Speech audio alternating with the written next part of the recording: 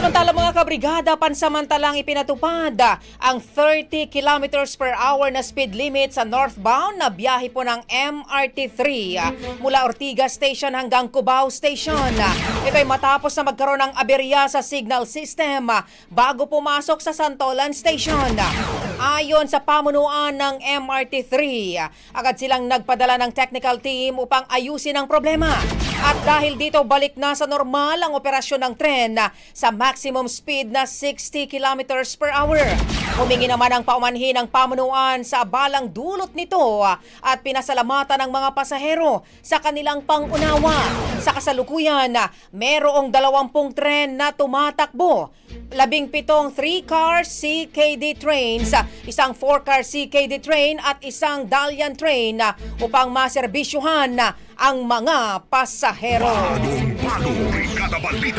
Ang bahaging ito ay hatid sa atin ng PowerCell Soya Coffee. Masarap araw-arawin.